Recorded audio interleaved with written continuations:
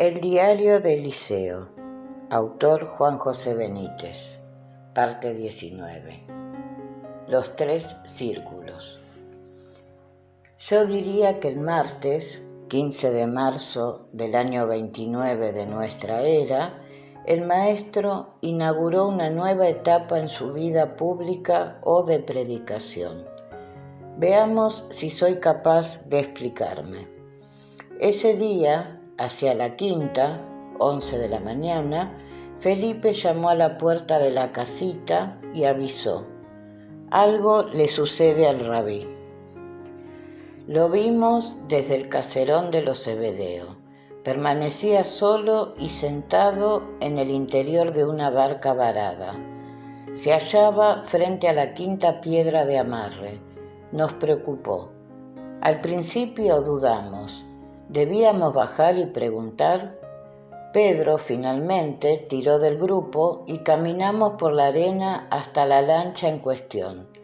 Al vernos, el Galileo sonrió brevemente y noté cómo la tristeza lo envolvía. Imaginé que echaba de menos a Sal. Los cabellos del rabí oscilaban con la brisa. Los ojos color miel no tenían vida, estaban apagados. Tenía las largas manos juntas con los dedos entrelazados. Pensé incluso que podía estar enfermo. Él me miró, adivinó mis pensamientos, cómo lo hacía, y exclamó con dulzura: solo quería estar solo. Demasiado tarde, en eso vimos llegar gente y volvieron las súplicas y los enfermos en parihuelas y los curiosos y los pícaros vendiendo comida y sandalias a buen precio, lo de siempre. Hacia la 6:00, mediodía, más de 500 personas rodeaban la lancha en la que se encontraba el Galileo. Todos clamaban, gemían y alzaban las manos hacia el Hijo del Hombre. Los íntimos no sabían qué hacer. La tabá se situó frente a la embarcación y trató de proteger al rabí. Pedro, confuso, preguntó a Jesús si deseaba que él hablara a la gente, pero el maestro, alzándole, dijo que no y manifestó con cierto cansancio: yo les contaré una historia. Y empezó a contar un cuento. Fue así como estrenó el tiempo de las parábolas. En aquellos meses oí decenas, todas profundas, algunas divertidas y otras misteriosas. Jesús era un excelente contador de cuentos y arrancó con la parábola del sembrador. Un sembrador salió al campo y sucedió que, al lanzar la semilla, algunas cayeron en el camino, fueron pisadas y devoradas por los pájaros. Otras semillas fueron a parar entre las rocas. Allí había poca tierra. La semilla brotó, pero fue quemada por el sol. Otras cayeron entre espinos. Crecieron, pero las espinas ahogaron la planta. Pero parte de las semillas quedó enterrada en buena tierra y dio fruto, 30, 70 y hasta 100 granos por espiga. Al terminar de hablar, la gente estaba absorta, imaginando al sembrador y a las semillas, y Jesús cerró la parábola con una frase que empezaba a ser habitual en sus prédicas: el que tenga oídos, que oiga. Esa noche, tras la cena, regresamos a la playa. La temperatura era agradable. Felipe y los gemelos prendieron un fuego y los 12 se sentaron alrededor de las llamas. Las mujeres se quedaron en Saidán, orden de Andrés, y surgió un atractivo diálogo. Maestro, se interesó Mateo Leví, ¿por qué hablas en parábolas? La gente no entiende. La respuesta del maestro me dejó perplejo. Lo hago para confundir a los que tratan de perdernos. De esta manera verán sin ver y escucharán sin oír. Permanecimos en silencio, intentando arañar las enigmáticas palabras. Yo no lo conseguí, y prosiguió. En verdad os digo que me ajusto a la ley del Espíritu Infinito. Al que tiene se le dará más, pero al que no tiene se le quitará lo poco que tiene. Y caímos en otra profunda reflexión. El fuego iluminó el rostro del Hijo del Hombre como si supiera de la trascendencia de sus palabras. Pero maestro, interrumpió Tomás, no comprendo. Está el Padre Azul, está el Hijo Eterno, que no eres tú, y ahora aparece el Espíritu Infinito. Me cuesta entender, ¿qué o quién es el Espíritu Infinito? Jesús dudó. El hombre Dios trataba de hacer comprensible para unas mentes finitas la inmensidad y el misterio de unas criaturas no finitas. Vano intento, y buscó las palabras, pero no las encontró. El fuego lo animó y también las 8000 estrellas que nos contemplaban. Entonces se levantó, buscó una de las estacas destinadas a la hoguera y dibujó algo en la arena de la playa. Todos nos asomamos intrigados. Vi 3 círculos entrelazados. Señaló el del centro e intentó explicar. Imaginad al Padre Azul. Es el origen y el centro de todo, lo creado y lo que está por crear. Después desvió el palo hacia el círculo de la izquierda, lo señaló y proclamó solemne. Imaginad al Hijo Eterno, mi Padre. Él carga con la espiritualidad del reino invisible y alado. Y desviándose hacia el último círculo, advirtió. Y ahora imaginad al Espíritu Infinito, la fuente de la mente. De él nacen las ideas. Los 3 son dioses, los 3 son eternos, los 3 son acción, es decir, amor. Los 3 cumplen una función. Se volvió hacia Tomás y completó. El primer círculo, el central, irradia amor y sostiene lo creado. El Hijo materializa el pensamiento del Padre Azul y el Espíritu Infinito canaliza la sabiduría de ambos. Pronto os lo enviaré. No entendimos gran cosa, pero nadie se atrevió a preguntar. El maestro, entonces, en mitad de un silencio apenas roto por el monótono golpear de las olas en la costa, caminó un par de pasos, buscó otro paño de arena y volvió a dibujar con una estaca. Esta vez fueron 3 círculos, pero concéntricos. Nos asomamos de nuevo al dibujo y alguien preguntó, ¿qué es? Y el rabí regresó al fuego. Se sentó nuevamente y esperó a que nos acomodáramos. Paseó la mirada entre los intrigados discípulos y divertido replicó, «Es mi bandera». Se desató un inmediato murmullo. ¿Su bandera? ¿Qué quería decir? Y el rabí fue contestando a los interrogantes. Soy un hijo creador, os lo he dicho. Tengo un reino y tengo una bandera. El círculo central representa al Padre Azul, el amor infinito y eterno. El segundo círculo simboliza al Hijo Eterno e insistió, mi Padre. El último es el Espíritu Infinito que os envuelve con su sabiduría. Andrés insistió, entonces tú eres rey. También os lo dije, si levantáis la vista, observaréis una parte de ese reino. El oso estaba impaciente y preguntó atropelladamente, Maestro, ¿la mente procede del Espíritu Infinito? Así es, respondió Jesús sin vacilación. ¿Y la mujer tiene mente?, quiso saber el incrédulo Tomás. Todos rieron la supuesta gracia. Y más depurada que la vuestra, zanjó el Galileo.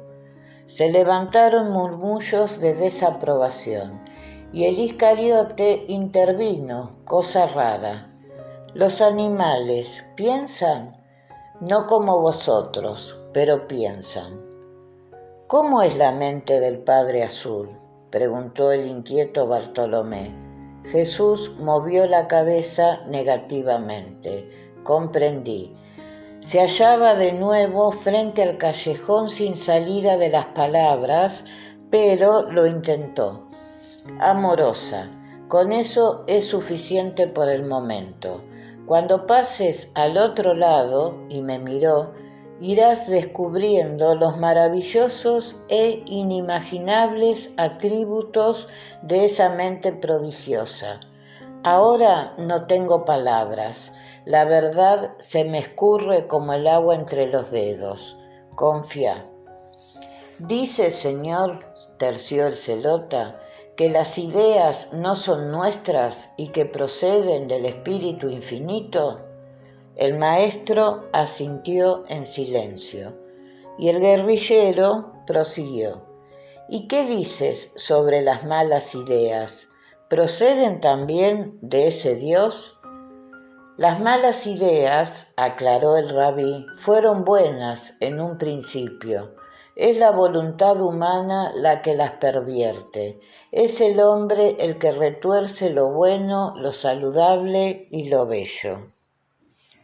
Mensaje recibido. Pero dinos, se interesó Mateo Leví, ¿qué había antes del Padre Azul? El maestro volvió a negar con la cabeza, suspiró profundamente y el fuego se asustó y terminó reclamando. Permite que Abba te sorprenda cuando pases al otro lado, deja algo para después. Y el oso volvió a la carga. Rabí, ¿cuál es tu verdadera gracia? ¿Cómo te llaman en el reino invisible y alado? Nos quedamos con la boca abierta. Bartolomé, el oso de Caná, era un caso. Mi verdadero nombre es... Y dejó correr los segundos, como si dudase, pero no, el maestro no dudaba. Sonrió divertido y proclamó, me llaman Micael. Y el oso estalló, Miguelito. Las risas doblaron las llamas. Jesús fue el que más rió. A Felipe se le soltaron las lágrimas. Pasados unos minutos, Pedro recuperó el asunto de las parábolas. Has hablado de un sembrador, manifestó. ¿Cómo tenemos que interpretar esa parábola? Jesús fue sincero y enigmático. No conviene que los enemigos conozcan la verdad. Al enseñar, pensad siempre en la gente que tenéis adelante. Muchos no saben de qué habláis. Procurad que vuestra luz brille, pero no para los malvados. Y respondió a la pregunta concreta de Pedro. La parábola del sembrador está hablando de la revisión de mi trabajo y de lo que sucederá en el mundo hasta que yo regrese. Hizo otra pausa y añadió, detrás de la gran roca. Me buscó con la mirada y su rostro se ensombreció, creí entender. Pero, ¿por qué tienes que marcharte?, preguntó Juan Zebedeo.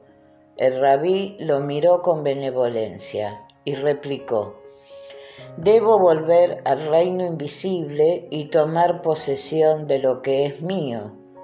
No entendieron, no entendimos, y procedió a contar otra versión de la parábola del sembrador. El reino de los cielos es semejante también a un hombre que lanza semillas sobre la tierra. Y la semilla creció. Primero surgió una hoja, después la espiga y finalmente el grano. Él no sabía cómo ocurriría aquel prodigio. ¿Cómo de una semilla nacen 30 o 100 granos, y cuando el grano estuvo maduro, echó mano de la hoz y recogió la cosecha. Y Jesús concluyó: el que tenga oídos, que oiga. Las 8.000 estrellas, como nosotros, no querían irse.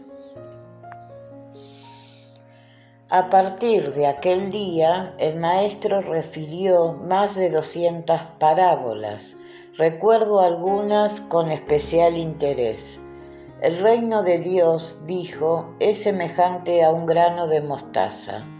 Un hombre la sembró en su campo, y al germinar, la semilla, la más pequeña del mundo, se convirtió en un árbol gigantesco, y las aves del cielo moraban en él. Otro día contó la historia del rey que tenía 4 esposas. Aquel rey, explicó, amaba a su 4ª esposa más que a las demás, la cubría de joyas y le daba siempre lo mejor. También amaba a su 3ª esposa y la llevaba con él por sus territorios, pero temía que se fuera con otro. Amaba igualmente a la 2ª esposa. Ella era su confidente. La 1ª esposa era su compañera leal. Había ayudado a mantener en pie el gran reino. El rey, sin embargo, no amaba a la 1ª esposa. Apenas se fijaba en ella. Y un día el monarca enfermó gravemente y pensó: ahora tengo 4 esposas, pero cuando muera estaré solo. Y decidió hacer una pregunta a cada una de las esposas. Habló con la 4ª y le dijo: te he amado más que a las demás, te he proporcionado los mejores vestidos y te he cuidado. Ahora me muero. ¿Estarías dispuesta a morir conmigo? Ni pensarlo, respondió la mujer, y se alejó muy enfadada. El entristecido rey preguntó también a la 3ª esposa: te he amado toda mi vida. Ahora estoy muriendo. ¿Estarías dispuesta a seguirme? No, replicó la 3ª. La vida es demasiado buena. Cuando mueras me volveré a casar. Entonces interrogó a la 2ª. Siempre has estado ahí para ayudarme. Ahora me muero. ¿Querrás acompañarme al otro lado? Lo siento, respondió la 2ª esposa. Esta vez no puedo ayudarte. Lo único que puedo hacer por ti será enterrarte. Y el rey de pronto oyó una voz. Decía: me iré contigo. Era su 1ª esposa. Aparecía delgada y desnutrida. Y el rey, muy afectado, contestó: debí atenderte mejor cuando tuve la oportunidad de hacerlo. Y el maestro redondeó: quien tenga oídos, que oiga. Cuando uno de los discípulos quiso saber algo más sobre la mencionada parábola del rey y las 4 esposas, el Galileo aclaró: en realidad todos tenemos 4 esposas, el cuerpo, la 4ª, nuestros bienes y riquezas, la 3ª esposa, la familia, la 2ª, el alma, la 1ª esposa. Esta última será la que te acompañará siempre. Ámala más que a ninguna. Recuerdo también la de la gacela, inspirada en el Cantar de los Cantares. Eres como una gacela. ¿Por qué lo dices? La gacela, cuando duerme, lo hace con un ojo abierto y el otro cerrado. Pues bien, enseñó el maestro, cuando Israel hace la voluntad del Padre Azul, duerme con los ojos cerrados. Hazlo tú también. Prueba a dormir con los 2 ojos cerrados. Ponte en las rodillas de Abba. En otra ocasión, el Hijo del Hombre habló de las malas hierbas y dijo: el reino de mi Padre es semejante a un campo que fue sembrado de trigo, Pero mientras el amo dormía, llegaron sus enemigos y sembraron malas hierbas. Cuando el trigo creció, se presentó también la mala hierba, y los siervos preguntaron: ¿debemos arrancar la mala hierba? Y el amo les dijo: dejad que crezcan ambos. Cuando llegue la cosecha, ordenaré que aparten a uno de otra. La mala hierba será quemada y el trigo guardado en el granero. También me interesó la parábola de las copas, igualmente inspirada en el Talmud. Esto fue lo que dijo el maestro. Hubo un gran rey. Tenían una extraordinaria colección de copas y pensaba así: si pongo agua caliente en las copas de cristal, terminan estallando. Si pongo agua helada, las copas se mellan. ¿Qué debo hacer? Y mezcló el agua caliente con la fría y llenó sus delicadas copas. Ninguna resultó dañada. Quien tenga oídos, que oiga. Tomás no entendió y solicitó una aclaración. Estas fueron las palabras del Galileo. Si el Padre Azul hubiera creado el mundo bajo el control de la misericordia, el pecado y la injusticia lo habrían dominado. Si lo hubiera hecho bajo la estricta mirada de la justicia, el mundo terminaría pereciendo. Es por ello que decidió mezclar misericordia y justicia, por eso el mundo continúa. El reino de los cielos, prosiguió el maestro en otra ocasión, es semejante a la red de un pescador. Se echa a la mar y recoge toda clase de peces. Una vez en tierra, los pescadores se sientan y proceden a escoger. Los peces interesantes son conservados en tinajas y los malos arrojados al agua. Un día habló de un rey y explicó ante la maravillada concurrencia. Aquel rey tenía un campo y quiso entregárselo a los agricultores para que lo labraran. Llamó a uno y le preguntó: ¿quieres ocuparte de este campo? Pero el hombre se negó, argumentando que el trabajo era muy duro, y por allí fueron pasando otros labradores. Todos rehusaron el trabajo y con idénticas palabras. Llamó por último a un quinto campesino y le hizo la misma pregunta. Y el agricultor respondió que sí, que tomaba el trabajo. Recibió el campo, pero no lo labró. Y el rabí preguntó al gentío: ¿qué debería hacer el rey? ¿Debería enojarse contra el quinto labrador o contra los 4 primeros? Las preguntas quedaron en el aire y cada cual sacó sus propias conclusiones si pudo. Un rey tenía un jardín, planteó Jesús ese mismo día, y empleó a 2 jardineros. Uno se dedicó a plantar árboles, pero terminaba cortándolos. El otro simplemente descansaba todo el tiempo. ¿Qué debería hacer ese rey? Alguien entre la multitud gritó: castigar al primero, como dice Isaías. Y el maestro replicó: el Padre Azul no castigaría a ninguno de los 2. Dios no está para premiar o castigar, está para algo más importante. Y remató, ante la sorpresa de la gente: el que tenga oídos, que oiga. Casi todas sus parábolas hacían alusión al reino invisible y alado. El reino de Abba, aseguró, es semejante a un mercader que busca perlas finas y de gran belleza, y un día encuentra una de enorme valor. ¿Qué hace el mercader? Vende todo lo que tiene y compra la hermosa piedra. Otra mañana, junto al Sham, habló así: un rey tenía un campo y contrató a varios campesinos para que cultivaran el jardín. y el rey se escondió para ver cómo trabajaban. Cuando terminó el trabajo, lo fue llamando y preguntó: ¿bajo qué árbol trabajaste tú? Y él respondió: bajo este, era un pimiento. Y el rey abonó la paga del campesino, 1 denario. Y llegó el segundo. ¿Bajo qué árbol trabajaste tú?, preguntó el rey. Bajo este, era un árbol de flores blancas, y el rey abonó 1,5 denarios. Llegó el siguiente y el rey preguntó lo mismo.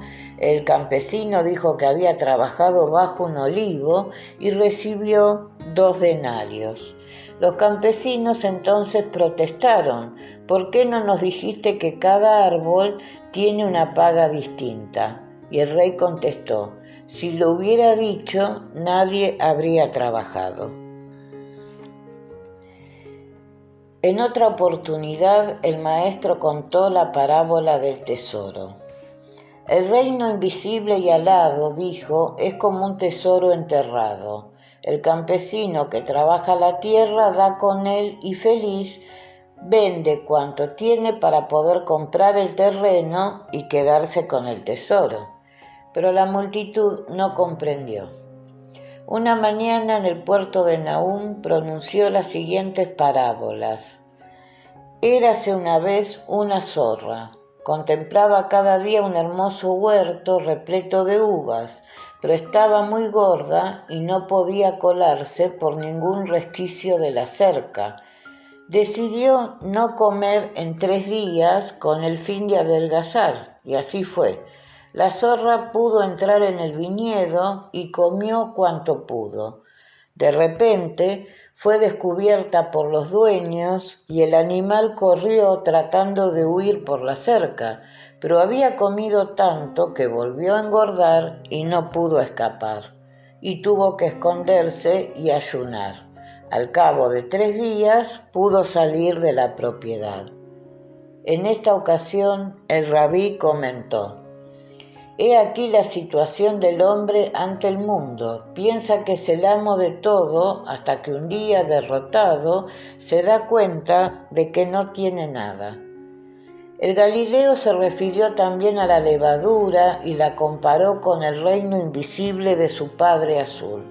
Al mezclarla con la harina, la masa sube y proporciona un alimento delicioso, pero tampoco entendieron.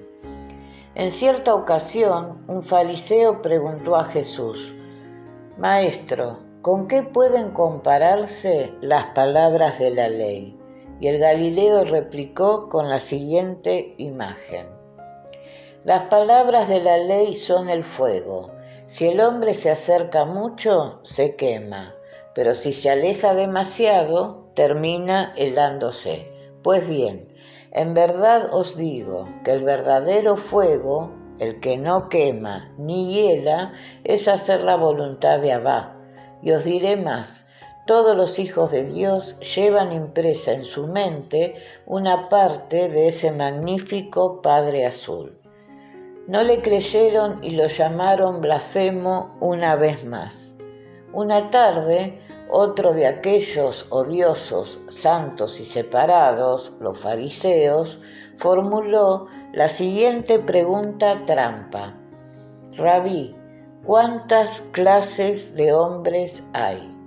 Y Jesús, conociendo el veneno que anidaba en su corazón, respondió: sé de 3 clases de nueces, las de cáscara blanda, las de cáscara media y las de cáscara de piedra. La primera se abre sola, la segunda exige un poco de esfuerzo, la última resulta difícil de abrir. Miró a su interlocutor y sonrió pícaro y preguntó: ¿has comprendido? El fariseo movió la cabeza negativamente y Jesús accedió a redondear la parábola. Los hombres son como las nueces. Muchos dan caridad sin que se la pidan. Esos son los de la cáscara blanda. A otros hay que rogarles varias veces. Son los de la cáscara difícil. Por último tenemos a los de la cáscara de piedra. casi nunca abren voluntariamente su corazón. Alguien preguntó sobre la muerte y el maestro, haciéndose eco del Eclesiastés 7,1, respondió: dicho está, la muerte es mejor recibida que el nacimiento. Esto es semejante a dos barcos, uno que se va del puerto y otro que regresa. La gente debe alegrarse por el que se va o por el que llega. El hombre sabio dirá que por el que llega a puerto. En verdad os digo que es lo contrario. El verdaderamente feliz es el que muere, el que se va, el que regresa a casa.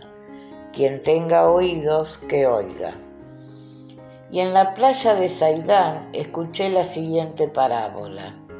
Un rey tenía una hija muy hermosa y hacía oración para que Dios le concediera un hombre digno de ella. Un día Dios le habló en sueños: el marido de tu hija será un joven pobre, nacido entre los más pobres de tu reino. Y el rey meditó y se dijo: voy a ver si lo que dice Dios es cierto. Y mandó construir un palacio en mitad de una isla lejana, lo cercó con murallas y allí llevó a su hija con una corte de siervos. Le dejó provisiones para 1 año y cerró la puerta del palacio. Y se llevó la única llave. Y sucedió que un joven apuesto pero muy pobre se perdió en la noche. Encontró los restos de un toro muerto y se cobijó entre los huesos, y se quedó dormido. Entonces apareció una enorme águila y empezó a comer los restos del animal. Fue así como encontró al joven. Lo atrapó y se lo llevó volando hasta los tejados del palacio de la hija del rey. Al día siguiente, la muchacha subió a la azotea y descubrió al joven. Mandó que lo lavaran y lo vistieran y quedó enamorada de él. Hablaron y la joven comprendió que era un joven bueno e inteligente. Cuando el rey retornó al palacio, comprobó que su hija tenía marido y que era un hombre pobre, tal y como le había anunciado Dios en aquel sueño. El rey entonces exclamó: bendito sea el Señor que hace su voluntad. Y el rabí solicitó: buscad siempre la perla de los sueños. ¿Quién me ha tocado? Por supuesto, siguió llegando gente y Saidán se convirtió en un hervidero. La noticia de la curación de Amós, el esquizofrénico de Gerasa, voló por el lago y alrededores. Como dije, todo el mundo lo conocía. La gente lo buscaba, verificaba que el rumor era cierto y acto seguido se dirigía a Saidán a la caza y captura del maestro. Y cuando digo caza y captura, no exagero. El miércoles 16 de marzo del año 29, la diminuta aldea era un infierno. No había forma de salir a la calle, aunque lo de la calle también es un decir. Cientos de enfermos tomaron literalmente el lugar. Se acurrucaban a los pies del portalón de los Zebedeo, ocupaban las calles, la fuente y la playa. No había forma de dar un paso. Y llegaron nuevos correos de David Zebedeo. El Sanedrín, furioso, enviaba más espías. Necesitaban más pruebas para acusar de blasfemo al carpintero loco y ejecutarlo. Andrés se reunió con los íntimos y solicitó prudencia. Nadie sabía quiénes eran los confidentes de las castas sacerdotales, pero, a mi entender, el problema prioritario era el gentío que llenaba la aldea. ¿Qué podían hacer? El jefe de los discípulos habló con Jesús en varias oportunidades y le expuso el asunto. El rabí lo sabía y lo padecía. Era casi imposible que saliera del caserón. La gente lo rodeaba, lo aplastaba, le exigía, suplicaba, lloraba, trataba de tocarlo, intentaba arrancarle la ropa. La tabá no servía de nada. Cientos de enfermos y no enfermos reclamaban salud, favores, fortuna y venganzas de todo tipo. Aquello era la locura. Nadie sabía qué hacer.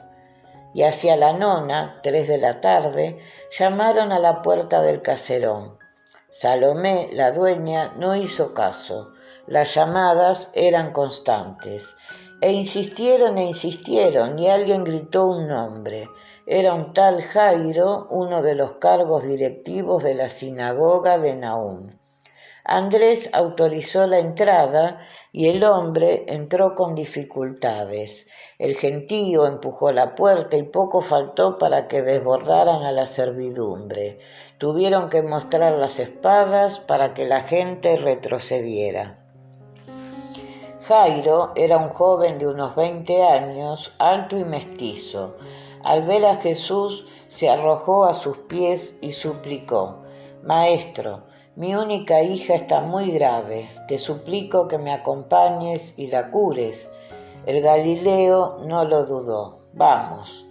E intentamos abrirnos paso entre la multitud. Abrirnos paso entre los judíos, las noticias no corrían, volaban, y en minutos se supo. El Hijo del Hombre caminaba hacia Nahum para salvar a la hija de Jairo, el mandatario de la sinagoga. Eso significó otra riada humana, y cientos de individuos se unieron al gentío. No sé cómo pudimos avanzar. ¡Qué agobio! Necesitamos 2 horas para cubrir los escasos 4 kilómetros que nos separaban de Nahum. La gente empujaba, gritaba y reclamaba el poder de Jesús. Ellos llevaban allí días. ¿Quién era ese tal Jairo? ¿Por qué tenía preferencia? Y de las súplicas pasaron a las amenazas. Pero el maestro, imperturbable, continuó caminando con sus largas zancadas, y la escolta tuvo que echar mano de los gladius, las espadas de doble filo. Algunos cayeron empujados y fueron pisoteados, pero el río humano prosiguió entre gritos, súplicas y protestas. Los pícaros afanaron más de 1 y más de 2 bolsas, y Jairo finalmente se quedó atrás. Fue al entrar en la ciudad cuando sucedió algo extraño. El gentío se incrementó. La gente de Nahum se unió a la muchedumbre sin saber exactamente qué sucedía, y corearon los gritos de «Mesías, Mesías». Pero de pronto, cuando nos hallábamos cerca del puerto, Jesús de Nazaret se detuvo. Y la ola humana lo cercó. Pedro, los Zebedeo y el resto de los íntimos hicieron grandes esfuerzos para contener aquella avalancha. Las espadas al aire no sirvieron de nada. La gente, como digo, quería tocar al rabí. Muchos recordaban la curación del ayudante del centurión romano a distancia y alargaban las manos necesitados de un prodigio. Entonces el Galileo exclamó con voz potente: «¿Alguien me ha tocado?». Todos nos miramos atónitos y Pedro, empujando a la multitud como podía, preguntó a su vez: «Pero maestro, ¿qué dices?». Y el Galileo insistió: «Alguien me ha tocado. He notado cómo el poder de vida emanaba de mí». «Pero rabí», gritó Pedro, doblando los esfuerzos para contener a la gente, «¿es que no ves lo que está pasando? Nos aplastan». Y como digo, ocurrió algo extraño. Súbitamente se hizo el silencio. La gente dejó de empujar y Jesús se abrió paso sin problemas hasta llegar a una mujer. ¿Qué sucedía? ¿Cómo era posible que pasáramos de la confusión y el griterío a la calma y el silencio? Era una mujer joven, podía tener 20 o 25 años. Se hallaba arrodillada y gemía. Éramos más de 1000 personas. ¿Por qué el maestro caminó hasta aquella mujer? Se miraron brevemente y ella sin más se arrojó a los pies del Galileo rogando que la perdonara. ¿Perdonarla? ¿Por qué? El rabí se mantuvo en silencio. Todos estábamos expectantes y la muchacha explicó que sufría fuertes hemorragias desde la pubertad y pensó que él podía sanarla. Imaginé que bastaría con tocar el filo de tu manto, resumió entre lágrimas. Perdóname, Señor. Y la mujer siguió hablando, había gastado una fortuna en médicos, pero nadie supo curarla. Por eso se mezcló entre el gentío y con gran trabajo se acercó al rabí. Entonces toqué tu manto y supe que la hemorragia había cesado. Estoy salvada. Gracias, Señor. Esa noche Santa Claus aclaró algunas de mis dudas. Las hemorragias padecidas por la muchacha podían deberse a múltiples causas. El ordenador enumeró 10.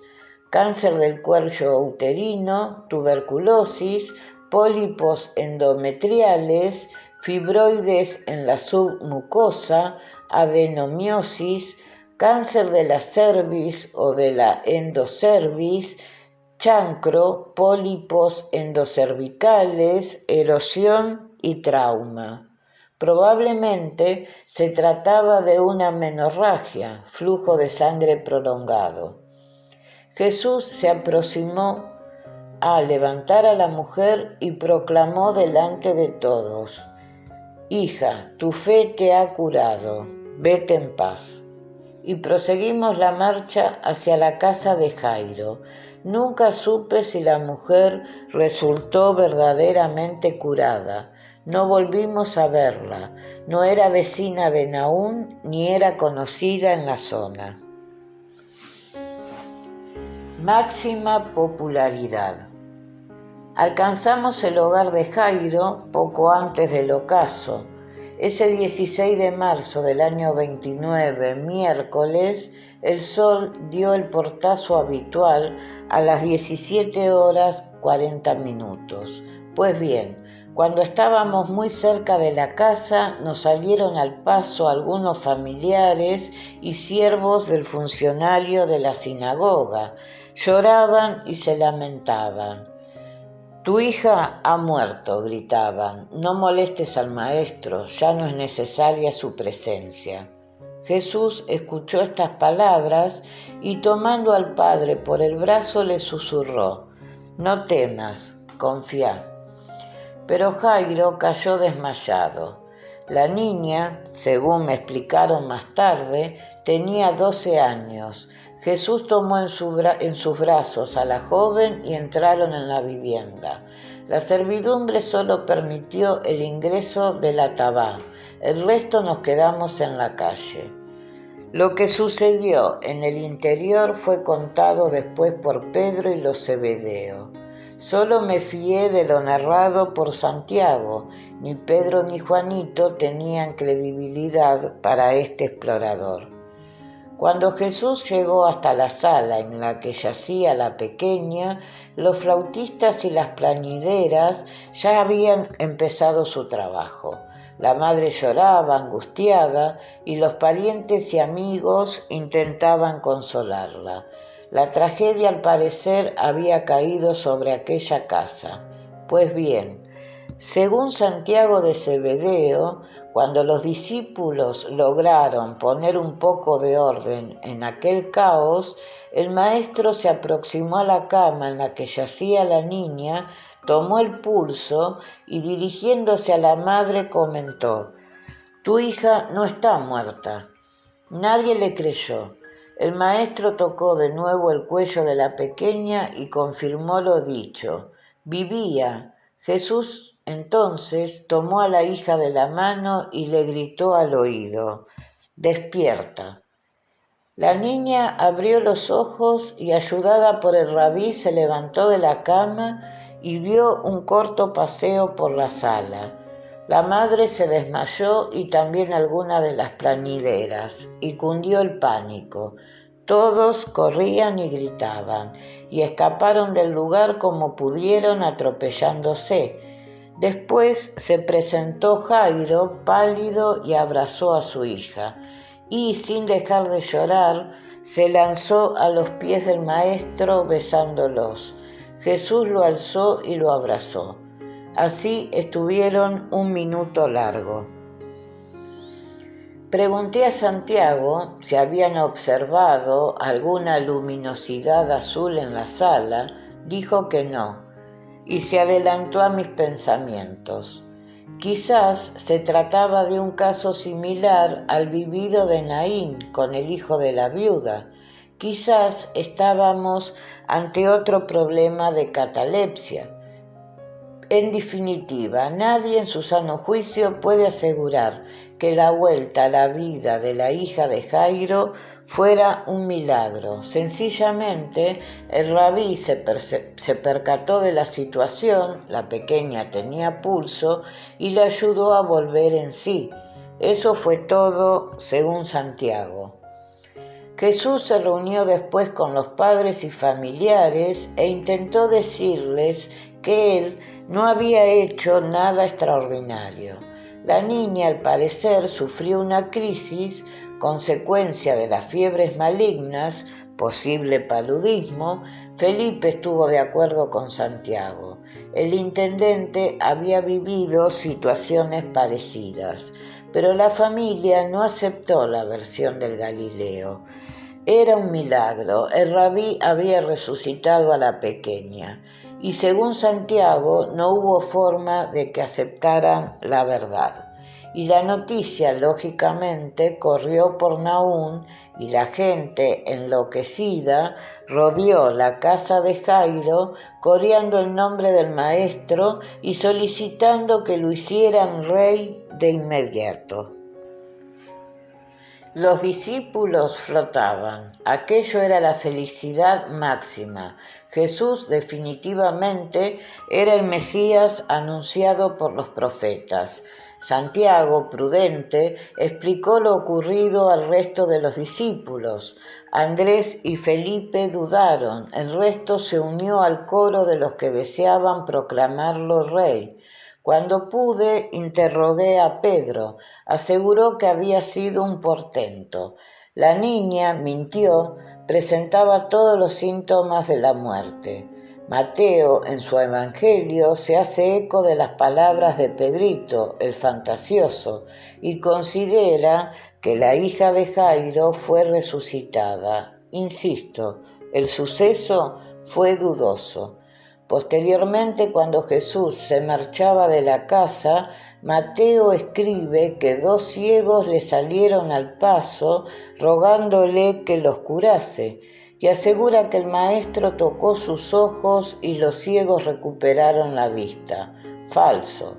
Por supuesto, tras estos sucesos, la fama de Jesús como sanador llegó a lo más alto. La gran pradera. Como digo, la fama del maestro llegó a lo más alto. Los discípulos estaban en éxtasis permanente. El día de la gloria y de la victoria total sobre la odiada Roma se hallaba a la vuelta de la esquina. Aproveché aquellos días para entrar en Naúm y repetir la compra de la túnica. Esta vez me decidí por 2, también de color rojo. Entré igualmente a escondidas en el palomar y deposité el regalo sobre la cama del rabí. Después desaparecí. Al día siguiente, al verme, el Galileo volvió a abrazarme y sin palabras me dio a entender que sabía quién era el anónimo donante de aquellas prendas. ¿Cómo lo hacía? Pero la prosaica realidad terminó imponiéndose. En Saidán y alrededor se congregaron miles de personas. No me cansaré de insistir. La situación nos rebasó. No era posible dar un paso. La gente maleducada se convirtió en un suplicio. No respetaban nada. Golpeaban la puerta del caserón de los Zebedeos sin descanso y a todas horas. En varias ocasiones trataron de derribarla. Andrés iba y venía desquiciado. Querían ver, oír y tocar al maestro. Ofrecían dinero por las sanaciones. Se entregaban ellos mismos como esclavos a cambio de la curación. Ofrecían a sus hijos. Sentí repugnancia. David Zebedeo propuso montar de nuevo el hospital de campaña en la playa de Saidán, pero el rabí desestimó la idea y la situación, como digo, se hizo insostenible. Y Andrés terminó proponiendo la inmediata salida de la aldea. Y así fue.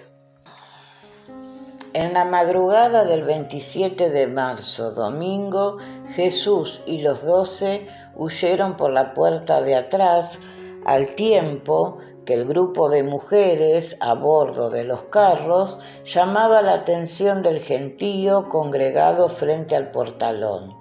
Fue una treta que en principio dio resultado, solo en principio, y amparados en la oscuridad embarcamos en 2 lanchas navegando en silencio hacia el sur.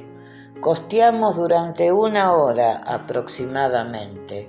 Los discípulos bogaban con fuerza y hablaban entre ellos. ¿Qué estamos haciendo? ¿Por qué huimos? El maestro es el Mesías esperado. No lo entendían. Pero la treta no dio resultado. Algunos nos vio zarpar del puerto de Saidán y alertó al resto. 1 hora más tarde, al desembarcar cerca del río Canaf, cometimos otro error. Andrés decidió que descansásemos hasta el amanecer. Parecía que habíamos despistado a la multitud. Y a las 5 horas y 31 minutos se presentó el alba, silenciosa y violeta como siempre. Fue en esos momentos cuando nos disponíamos a emprender la marcha, no se sabía hacia dónde, cuando uno de los gemelos dio la voz de alarma. ¡Barcos! Por el Yam, en efecto, vimos aparecer una considerable flota de embarcaciones de todo tipo, grandes, diminutas, a vela, a remos. Sumé 150 o 60 lanchas, jamás vi cosa igual. Los discípulos verificaron que eran los seguidores del Galileo y, por supuesto, el ejército de atorrantes. Andrés preguntó al rabí: ¿qué hacemos, señor? Y el maestro adoptó la única postura sensata: dejar que desembarcaran y que nos siguieran. Eran unos 500, en efecto, saltaron a tierra, corrieron hacia Jesús y se inició la acostumbrada cantinela de súplicos, lloros y exigencias de curación. Vi mujeres, niños y ancianos. Cargaban sus pertenencias, poca cosa, y parecían dispuestos a seguir al Hijo del Hombre hasta el fin del mundo. Las palabras más repetidas eran sanación. Tú puedes curarme, dame salud. Felipe, más que harto, arrojó el petate al suelo y lo pateó. Finalmente nos pusimos en marcha. Jesús en cabeza tomó la margen derecha del río Canaf. Estábamos a 3 kilómetros, más o menos, de la aldea de Saidán. Y los íntimos discutieron de nuevo. ¿Qué pretendía Jesús? ¿Hacia dónde nos dirigíamos? Ahora eran 500, pero mañana podían ser más. No se equivocaron. 1 hora más tarde, el rabí, que sabía muy bien por dónde marchaba, giró hacia el norte y entró en la zona de las lagunas, el sector entre los ríos Sají y el referido Canaf. Era un mosaico de lagos y riachuelos, entre los que se destacaba el Dalit Shot, de triste recuerdo para mí. Yo había contemplado la zona desde el aire en uno de los periplos con la cuna y sabía que aquella franja costera sumaba 24 kilómetros cuadrados, pura vegetación, puro bosque, repleto de encinas, algarrobos y olmos. Recibía el nombre de Agam, lagunas. Sumé 16. Los caminillos por los que cruzamos se asomaban a pantanos verdes, negros y azules. Las cañas y papiros nos miraban asombrados. ¿Dónde iban aquellos 500 locos? Y hacia la sexta, mediodía, Jesús de Nazaret se detuvo. Fin del viaje. Nos hallábamos frente a una enorme pradera. Al fondo se divisaban unas manchas negras. Eran redondas y gigantescas rocas basálticas, lanzadas desde quién sabe qué anciano volcán. Jesús avanzó entre la suave hierba y fue a detenerse junto a las piedras. Muy cerca rezaba una familia de cipreses de 20 y 30 metros de altura, de follaje piramidal, de los llamados estricta. Eran 5, con sus abrigos de hojas escuamiformes. Felipe dio saltos de alegría al verlos. De las hojas, mediante destilación, podía obtenerse un aceite curativo muy apreciado. Al retornar a la cuna, supe que la pradera en cuestión, a la que bauticé como la Gran Pradera, se hallaba a tan solo 8 kilómetros de Saidán, en línea recta. Habíamos dado un rodeo. Desde la aldea el camino hubiera sido más corto, pero el rabí sabía lo que hacía. Y la gente que nos seguía fue acomodándose en la gran pradera. Había sitio de sobra. Muchos eligieron las bases de los cipreses y allí se dejaron caer. Estaban rendidos. Nosotros nos ubicamos al amparo de una de las enormes moles basálticas. Felipe no había tenido tiempo de recoger las tiendas de campaña. La salida del caserón de los Zebedeos fue muy precipitada. Cargó lo justo, algo de comida y sus aceites esenciales. En esta oportunidad, la chipriota se quedó en casa. En otras palabras, tendríamos que dormir al raso con la única protección de los mantos o ropones y las 8000 estrellas. Y, ante nuestra sorpresa, siguió llegando gente, decenas de enfermos y tullidos, muchos en parihuelas, con los correspondientes familiares y acompañantes, y entre unos y otros los también habituales desocupados, confidentes, supongo, y pícaros o aprovechados, una fauna asombrosa. A la mañana siguiente, 28 de marzo del año 29, lunes, conté más de 1000 personas y se repitieron las escenas de lloros, súplicas y demandas de todo tipo, desde sanaciones a peticiones de dinero, castigos para los enemigos y otras reivindicaciones que no recuerdo. La gente se reunía alrededor de la gran piedra negra y allí se mantenía armada de paciencia. El maestro escapaba al amanecer y lo hacía en solitario. No consintió que lo acompañara la Tabad y se perdía en las lagunas.